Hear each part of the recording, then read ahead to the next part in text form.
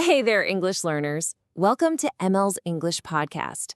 This is the place where grammar gets, well, a whole lot easier, clearer, and way more fun. Today, we're talking all about the secrets of A, an, and V. You know, those tiny little words that can be so tricky? We're going to break them down, simplify everything, and I promise you'll leave this explainer feeling way more confident. So, if you've got a notebook, great. If not, just stay focused and let's jump right in. So here's what we've got on tap. We're going to start with the two basic types of articles. Then we'll get into the simple rule for a versus an. After that, the big one, when to use the, and just as important, when to use no article at all. And to wrap it all up, I've got a cool advanced trick that'll make a huge difference in how you sound. Seriously, this is the question, right? An, the.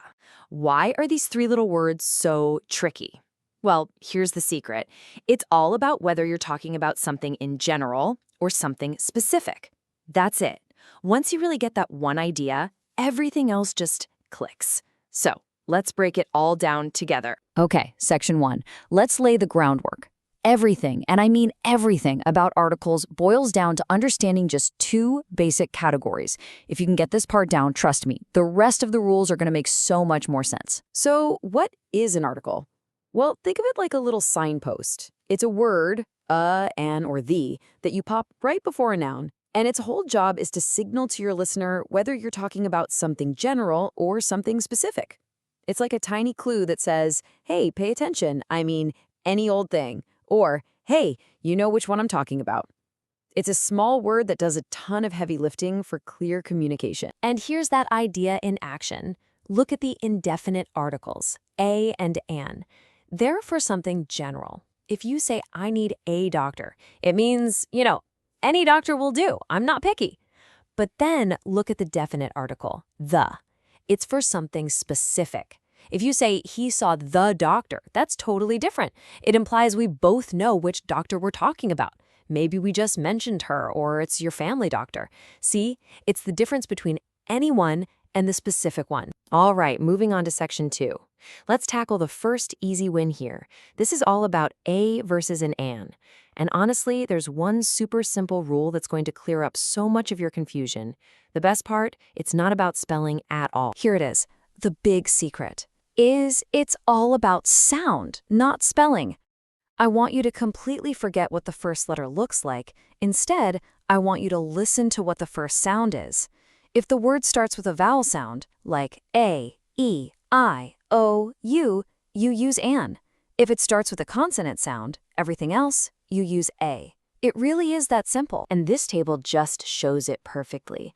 Look at the tricky ones. We say, a university. Why? Because even though it starts with the letter U, the sound is y, university. That y is a consonant sound. Same with a European.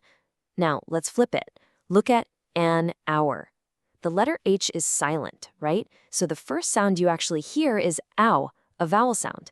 That's why it's an hour. And also why we say an honest man. It all comes down to what you hear, not what you see. Okay, section 3. Now we're getting to the big one, the. A lot of people try to memorize like a million different rules for this word. But let's not do that. Let's simplify it. It all boils down to one single idea, specificity. So these are pretty much the main situations where you're going to reach for the word the. First, for specific things, when it's totally clear which one you mean. Second, for unique things, when there's only one of them in the world. Also, when you want to represent a whole class of something. And you'll always use it with superlatives and ordinals, like the best, the first, the tallest. And finally, with certain kinds of places like oceans, rivers, and deserts. Let's dig into that first one, for specific things. The book you want is out of print. Why do we say the book? It's because of that little phrase, you want. That makes it super specific. We're not talking about just any old book. We're talking about that one particular book that you're looking for. The points right to it. And this one, for unique things, this is an easy one. Think about it. The sun, the sky, the earth. How many of those do we have? Just one of each, right?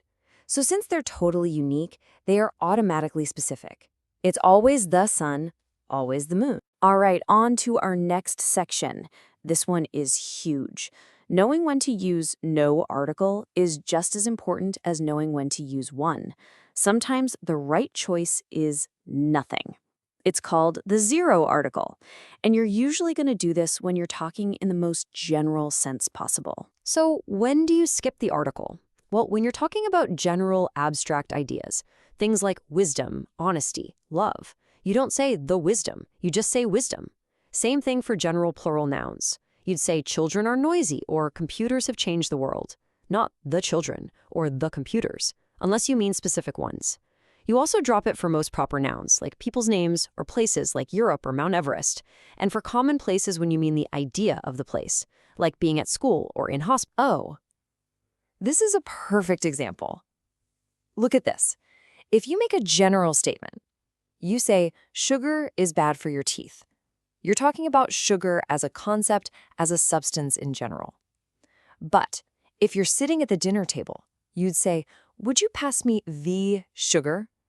Now you're being specific. You mean that bowl of sugar right there on the table. The article completely changes the meaning. And here's that idea about common places again. See the difference? I learned French at school. That's about the general activity of learning, the institution of school. The actual building doesn't matter. But when I say, the school is very near my home, now I'm talking about a specific physical building. One is about the purpose, the other is about a location. Okay, let's move on to our final section. I've saved a really cool advanced trick for last.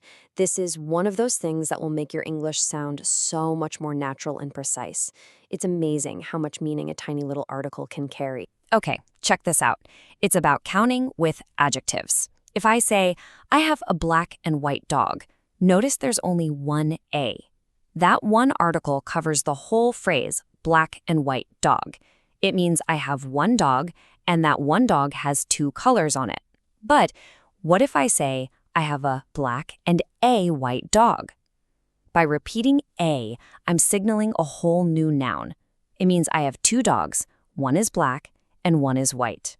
Isn't that cool? It's a total pro-level move. So after all that, if you get lost, if you're ever feeling confused, just come back to this one golden rule.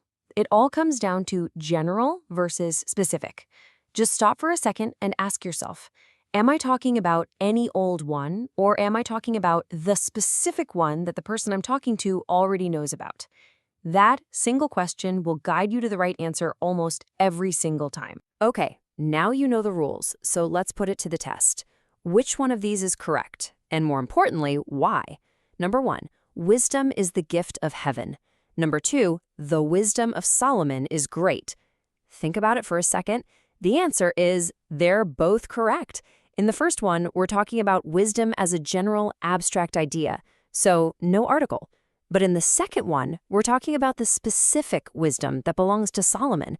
See how that works? The golden rule nails it. And that's a wrap. Thanks so much for tuning in to ML's English Podcast. I really hope today's explainer helped you take one more solid step toward mastering English. Hey, if you enjoyed this and found it helpful, do me a favor and hit that like button, subscribe, and ring the little bell icon. That way you'll never miss out on a new lesson. And listen, if you have questions or if there's a grammar topic you want me to tackle next, just drop a comment below. I read them all. Until next time, keep learning, keep practicing, and stay confident. See you soon.